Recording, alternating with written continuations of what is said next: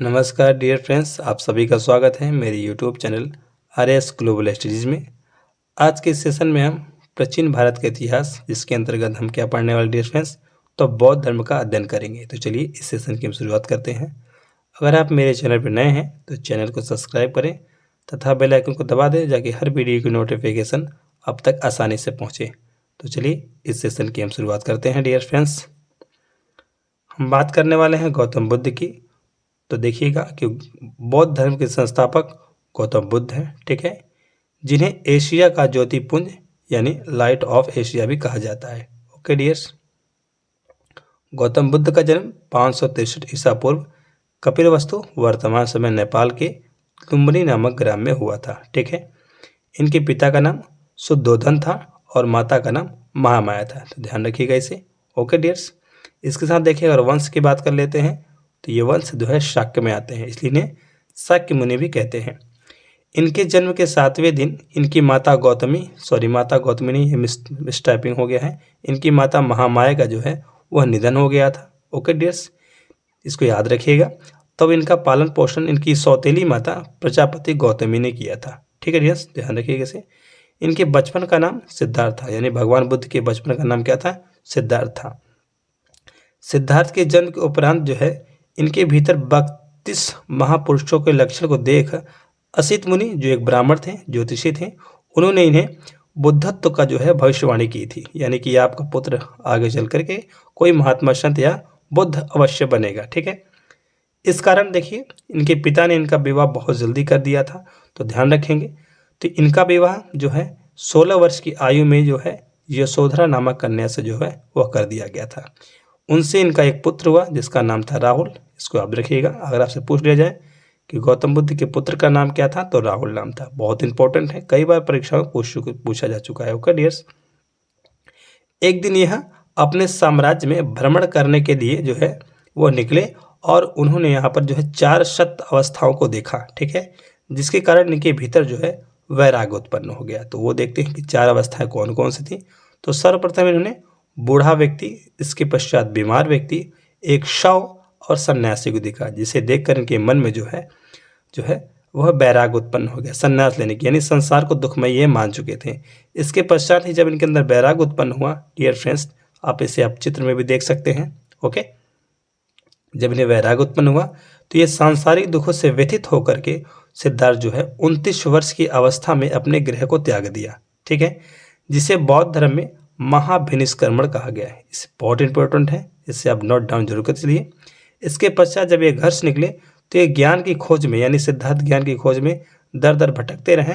तभी इनकी भेंट जो है अलार कलाम से हुई और जो है उन्होंने इनको अपना पहला गुरु बनाया और उनसे इन्होंने सांख्य दर्शन की जो है शिक्षा प्राप्त की। अनार कलाम से कौन प्राप्त किया?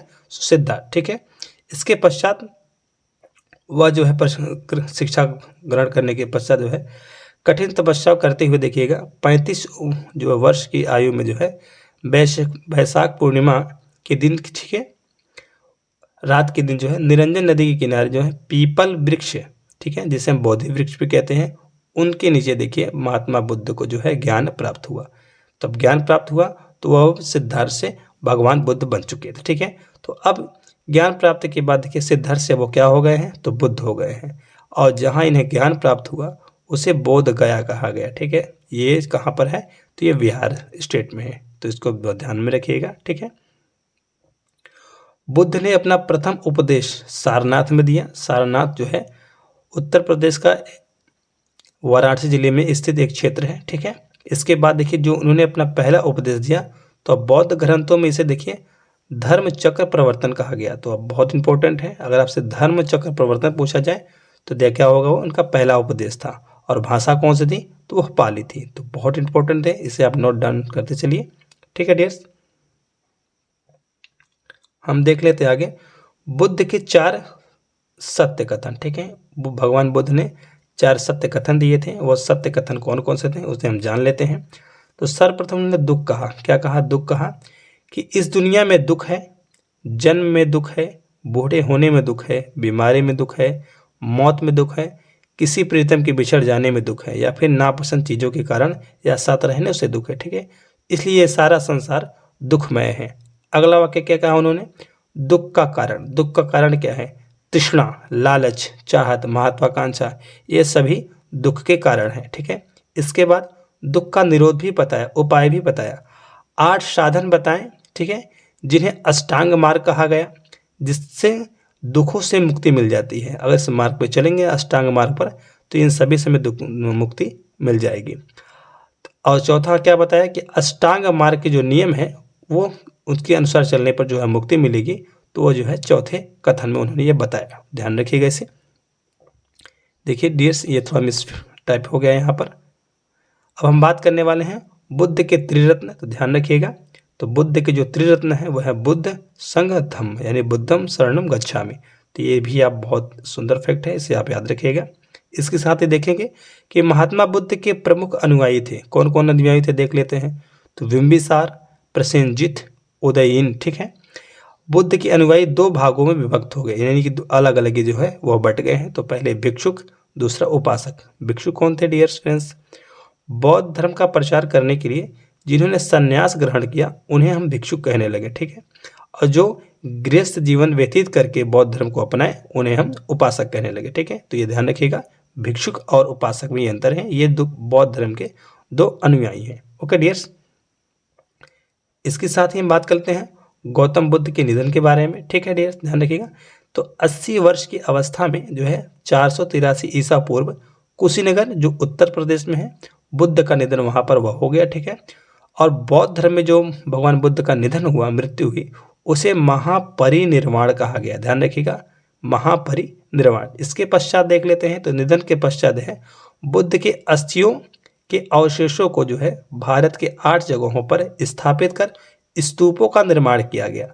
तो भारत में सबसे बड़ा स्तूप कहाँ आता है, तो सांची स्तूप है। इसका निर्माण जो है सम्राट अशोक ने जो है वह कराया था। ठीक है, ये मध्य प्रदेश में स्थित है। ये भी आप इसको नोट डाउन करते चलिए। इसके पश्चात बौद्ध की जो है कुछ सभाएं हुई हैं, वो अपने अपने शासनकाल में देख लेते हैं कौन सी सभा कब हुई है।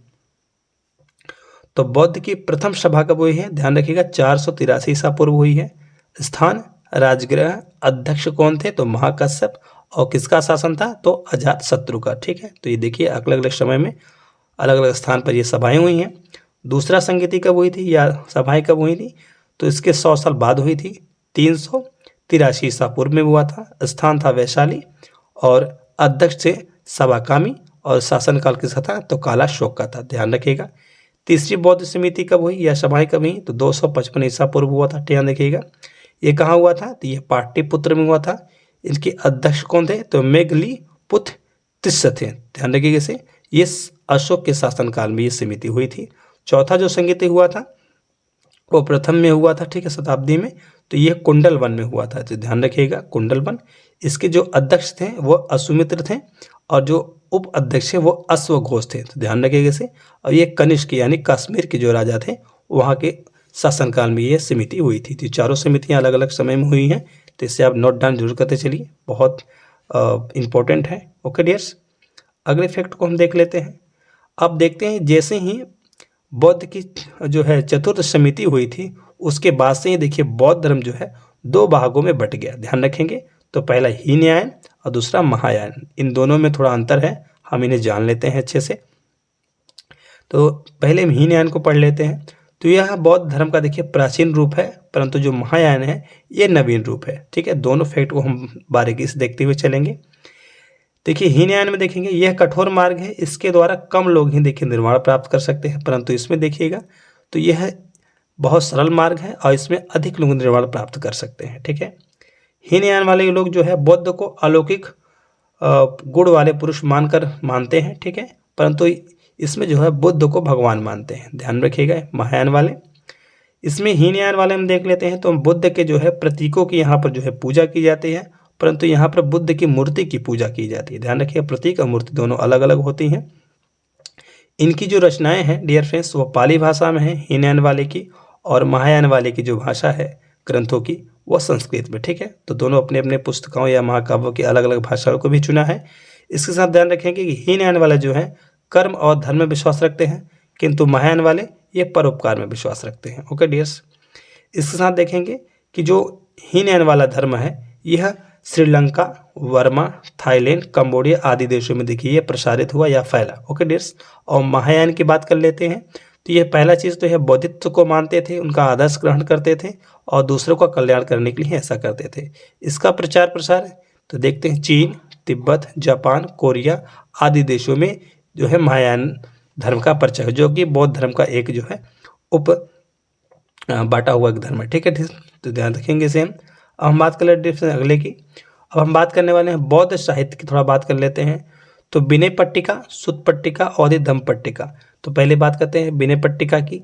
तो ये देखिए साहित्य है इसकी बौद्ध धर्म की। इसमें भिक्षु एवं भिक्षाणियों के आचरण संबंधी नियम दर्शाए गए हैं या बताए गए हैं। सुत्त पट्टिका में इसमें बौद्ध धर्म के उपदेशों का जो है संकलित किया गया है। ठीक है, और अधिधम्म में जो है ये बौद्ध धर्म के दार्शनिक व्याख्या की गई है। इसका जो है महत्वपूर्ण जो भाग है वह कथा वस्तु है। ठीक है, इसमें कई कथाएं या उपकथाएं लिखी गई हैं। इसके साथ ही हम देख लेते हैं जातक कथाएं और बुद्ध चरित और धम्मपद। ठीक है, ये तीनों भी देख लेते हैं, बहुत महत्वपूर्ण है। तो डियर फ्रेंड्स, अब तीनों को देख लेते हैं। तो पहला है जातक कथाएं। यह मूल रूप से पाली भाषा में जो है रचे गए हैं। इनकी संख्या 549 है। ठीक है, इसमें क्या लिखा गया है तो बुद्ध के पूर्व जन्मों की कथाएं इसमें जो है वह लिखी गई हैं जातक कथाएं में। बुद्ध चरित में क्या है तो ध्यान रखिएगा, अशोक घोष द्वारा रचित, देखिए भाषा कौन सी है, संस्कृत है, यानी संस्कृत भाषा में लिखी गई है। यह एक महाकाव्य है जिसमें बुद्ध का जीवन वृत्त एवं उनकी शिक्षाओं के वाक़ा जो है इसमें जो है वर्णन किया गया है। इसे बौद्ध धर्म का रामायण भी कहते हैं। ठीक है, इसको ध्यान में रखिएगा, बहुत इंपॉर्टेंट है। इसके साथ हम देखें तो धम्मपद, यह पाली भाषा में लिखा गया है और इसे बौद्धों का जो है वह गीता कहा जाता है। ओके डियर्स, तो आई होप ये सेशन आपको बहुत अच्छे समझ में आया होगा। मिलेंगे किसी और वीडियो में, तब तक के डियर